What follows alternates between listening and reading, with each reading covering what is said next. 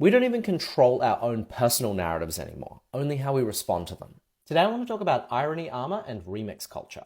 I've made a lot of videos on why it's so hard to be sincere on the internet with everything coded as performative. What's interesting to watch now is how people are starting to turn this on its head, consciously using performativity to blast through whatever their cancelled moment might be.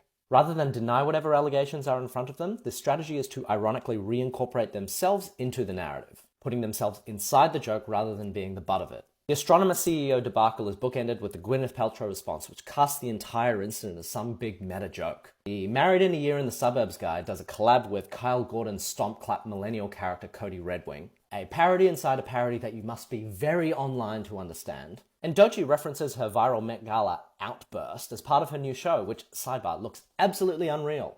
This is the culture that we live in, where we no longer have control over our own narratives, only how we respond to them. And I think this carries lessons too for brands, because brands also ultimately have to live through this culture.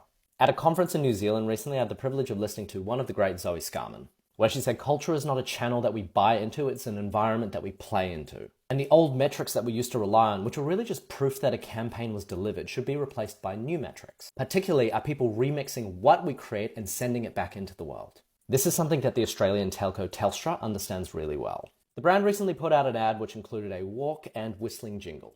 That was so iconically annoying, audiences almost immediately started responding with their own parodies, including someone doing the walk next to the Korean DMZ, which, imagine explaining that to a medieval peasant. Not only did they acknowledge the joke, they put it up on the big screen for a rugby grand final. Because the marketing team understand that in this culture, when brands are starved just for attention, being made fun of is a form of love, and even a privilege.